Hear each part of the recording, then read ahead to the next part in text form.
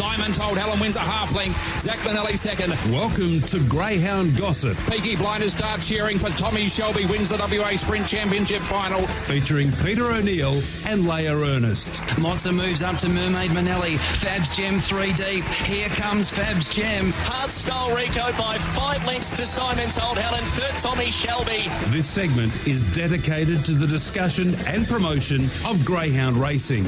Cindy's Oliver, Rockstar Patriot, Paul Stewart, back-to-back with Rockstar Patriot in the Galaxy. Handsome Prince, a boulder clear. The former Tasmanian Handsome Prince has won the $1 million chase. And a very good morning, everyone. Tune into Greyhound, a gossip first time back in a very long time. And, of course, a very, very good morning to you, Peter O'Neil. Welcome back. Leia, good to be back on the program. Good to have Greyhound Gossip back, and we can talk about what is happening in greyhound racing, and good to hear your voice as well. Big weekend of greyhound of racing over the weekend with, of course, the All-Stars. Yes, we had a 3 heats, and we saw Unsee This, Throttle and Electrified take out those respective heats. We will be chatting to Dave Robartson and Shayne Williams a little bit later on. We do have the box draw here, Pete, and the markets with Tab Touch. In box 1, we've got Electrified at $4.50, Rostered Off in box 2 at $17, box 3 Stone Cold Augie at $34. Box 4, Unsee This, $6.50. Throttle, currently the favourite. Box 5 at $3.60. Jimmy's Decision, drawn out of the 6 at $13. Box 7, Amplified at $4.60. And Box 8, Vice Grip, $4.60. Outstanding final, isn't it? And I'm getting some feedback back, so if Jeff Miller's listening, he might be able to have a look at our line. But I can tell you that Throttle was outstanding. It was his first run back from that injury that he sustained over at Wentworth Park during the series of the $1 Million Chase. He was brilliant. He came from behind. He had to get through trouble, and he was able to get up and score. Unsee This was very, very good as well, running down the leaders. And Electrified's got a very good record after winning the Northern Anniversary Cup, returned and draws box number 1 is 1/9 of 10 from at Cannington. Very, very talented chaser, and the way the box draw has this final with the Amplified drawn out in box number 7 and Vice Grip in box number 8, the Perth Cup winner. It's certainly going to be very, very interesting final later on Saturday night. Yes, a very hot final indeed, Pete. And we've also got another hot race coming up. Well, not super soon, but first ever slot race here in WA for greyhound racing comes up in April next year. Yeah, the Sandgroper, of course, Racing and Wagering WA having the coverage of the Quokka, also the Nullarbor at Gloucester Park and the Sandgroper. $44,000 for each of the 8 slots, and the registrations close on Wednesday, the 26th of October. If you want more information, go to westerntrilogy.com.au. That's all one word, westerntrilogy.com.au. And looking forward, I'm not sure whether you know, Leia, how many slots have actually been taken, but that'll be closing in just over a week's time. It'll be very, very interesting. Yes, and it's the largest prize money we've had on offer here in WA Greyhound Racing, Pete, worth $500,000. And yeah, $44,000 for the slot fee, as you mentioned, plus GST, and it'll be run on the 14th of April over the 520 metres. And, of course, the Phoenix, of which we are going to be the second of the slot races in greyhound racing. The Phoenix comes up later in the year, and interesting that last year's winner, Wow She's Fast, who raced for Sportsbet last year, they've already signed up Wow She's Fast, and why wouldn't you? She's flying at the moment. And the Phoenix coming up later in the year in December.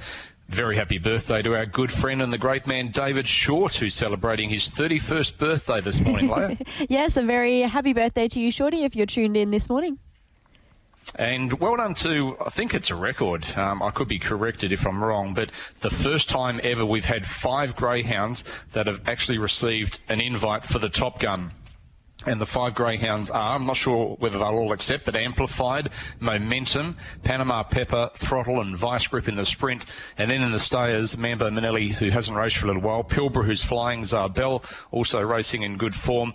They'll be considered when the panel sits down next Sunday to decide the 2 finals. And it's interesting, Leia, in the market with Tab Touch on Tab Touch for the Top Gun. Vice Grip's currently at $21, Throttle $34, Panama Pepper $34. They hit the market, and I wouldn't be surprised to see a couple of WA chasers make it through to the sprint final if they do accept.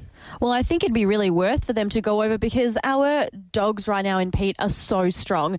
And I don't think that's anything anyone can argue with. We've had such competitive greyhounds head over east for big races, you know, the $1 Million Chasers, Group 1 events. And so I wouldn't be surprised if the majority of them did accept the invitation.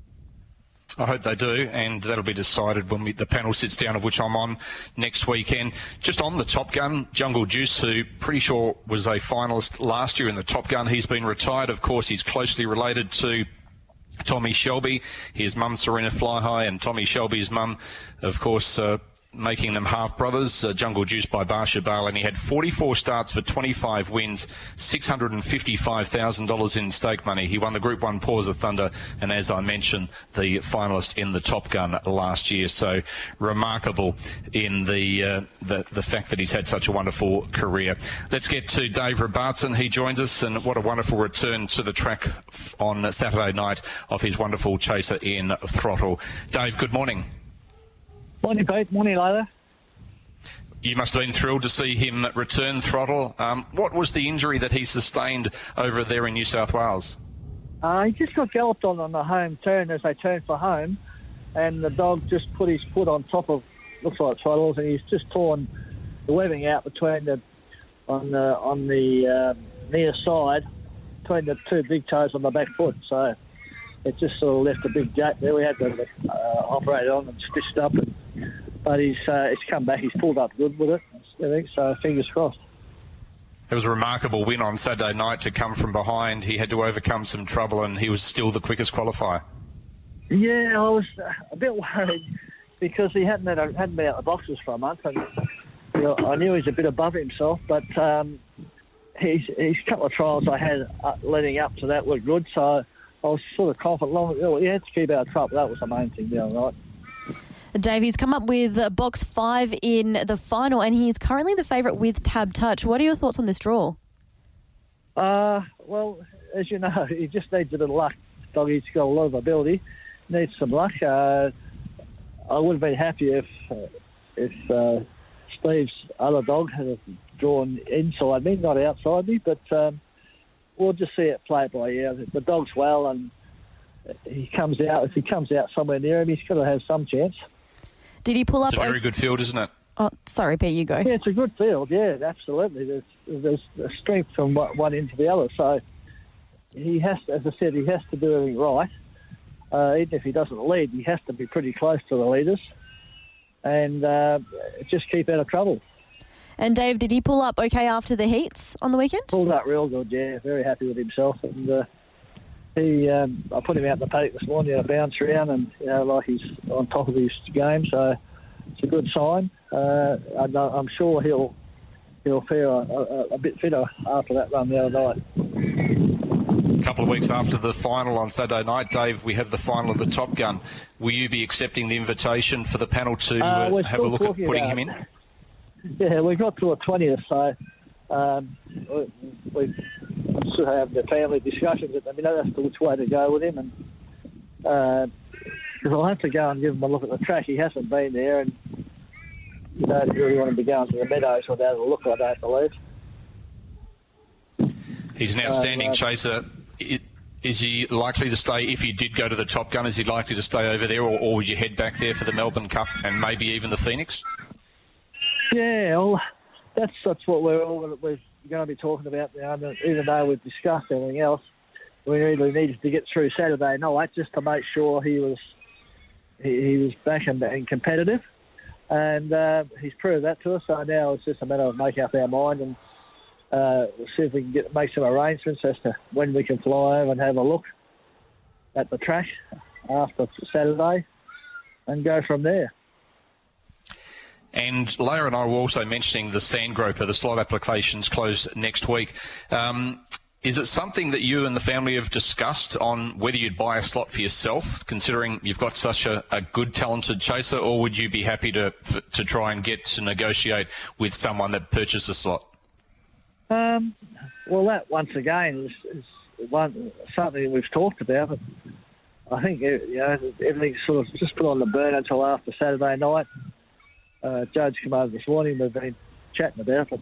No decision at this stage. We had a call from someone in Melbourne the other day, asked us if we're interested in doing a deal with them or something, but I haven't even got back on that at this stage. We spoke to Jody, to Christine on, I think, Thursday, and they're going to call us back this week. It's great, isn't it, that people are actually talking about greyhound racing, and with a $500,000 race like the Sandgroper, it's fantastic that we can look forward to it. It can only improve racing and all the things that go with it, because at the moment I reckon that we need some more 500-metre dogs being bred and raced, because there's a lot of short course racing. I know it's all good for TAB, but I think for competitive racing and all the things that go with it, you can't beat 500-metre racing. No, I agree with you totally. Good luck in the final of the All-Stars on Saturday night, Dave, to you and Christine, and to your wonderful chaser, Throttle. We wish you all the best of luck. Thanks very much, Pete. Good on you. Dave Robartson joining us this morning, always gives us his time, as does our next special guest, and that is Shayne Williams, who joins us, and his wonderful chaser, Unsee. This was impressive as well, running down the leader on Saturday night. Shayne, good morning. Good morning, Pete. Good morning, Leia. How are we? Yeah, we're very well. You must have been impressed with Unsee this, and to qualify for this our second biggest race in Western Australia this year. Yeah, no, really happy for him, Pete, because we had a few options going into this. Believe it or not, he still had 2 fifth grades to win, and didn't really know which way to go. I thought it might have been a bit light on Nom, so I said to the owner, we'll have a crack at the All-Stars, and yeah, he won his heat really well. Yeah, he did really well. He began well and then charged home to take out the win. Now, you've come up with box 4, Shayne, in the final. What are your thoughts on this? Yeah, box 4 is probably not too bad for him. He does really prefer to go in the second line, so the even boxes. He's got a really good record from even boxes, and probably the way the other dogs are drawn around him, it's probably not so bad. But yeah, it's just a matter of the start with him. He actually jumped last week, which was the first time in a long time, and he sort of put himself up there rather than sort of having to come from behind and running into traffic. So if he can do similar on Saturday night, jump well and get to the rail as soon as he can, he's got to be some hope. He's going really well, the dog. Shayne, he's not exactly a dog that needs to, jump well to win, or he doesn't need to lead at the beginning stages. So do you kind of hold your breath up until the very end of a race?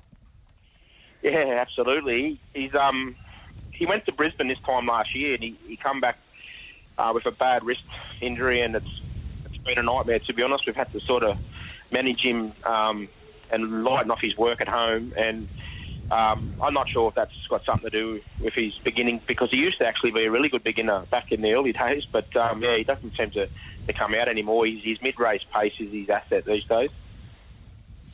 We spoke earlier on about the Top Gun, Shayne, and the quality of WA chasers. 5 of them have received invitations to the Top Gun this year.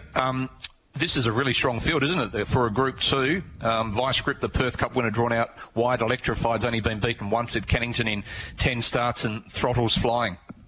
Oh, it's an amazing field. It's a real good asset for Greyhounds WA and Roa to show our best dogs, and it probably just goes to show, no one really wanted to come over and have a crack at them. So, yeah, it's probably, besides Panama Pepper, all the good dogs are there. And speaking of Top Guns and that, like Vice Grip wouldn't look out of place in the Top Gun for sure. He's just been our best dog for the last sort of 6 to 12 months, Pete. So he probably sort of deserves his spot there for mine. Yeah, I think he'll be in discussions, and I think a few of them will be on Sunday when we get down to that. The Sandgroper, have you had a look at it? And has there been much talk from WA trainers and owners in regards to purchasing slots? Yeah, I had a look. We always have a bit of a chit-chat about it at golf, a lot of the boys down here. And I think the thing is, but it's so far away. It's 6 months away. So you sort of can't... Like a dog like Unsee, he's just turned 3. So by the time it comes around, he's 3.5. So you're probably looking for a young and up-and-coming dog to sort of plan the path to go into the Sandgrope or something like, a Big Energy or Elite Machine, something like them, young dogs that are sort of going to be 2.5 when it comes time around to go in that race. Well, we're very much looking forward to it, Shayne, and seeing what WA competitors we have going forward in the big races upcoming. Now, you just touched on golf. Who do you play golf with in the industry? So me and Paul Stewart, we play together. We've played together since we started about 3 years ago. And a lot of the other blokes, they chop and change. They spit the dummy, they throw the club. So they've had a lot of mixed partners. But we've got Jamie Marsh, Greg Horn, Mike Johnson, Tim Mullaney, Cody Charles, Michael Hines comes and has a hit every now and then. So it's good. It's good bragging rights, good banner. And been Paul a little bit out of form at the moment, so we're going to have to pick our game up. Oh, well, I'm sure you'll keep trying, and I'm sure that you'll be trying your hardest on Saturday night in the final of the All-Stars. The Group 2 sprint, it's our second biggest sprint for the year. We wish you all the best of luck. Thanks, guys. Have a good day. Good on you. Shayne Williams joining us on Chasing Winners. Not Chasing Winners, on Greyhound Gossip this morning. I've been on holidays. Looking forward to getting back up to Northam today. The Guys versus Dolls series looks like a really good series, a 12-race program. The meeting has been put back a little bit with a couple of meetings called off on the East Coast, and it'll get full coverage now on Sky Racing 1, which we're looking forward to. All right, wonderful. So now new start time at 1:42. Pete will be joining you just after 1 o'clock for your thoughts trackside. Good on you. Enjoy your day.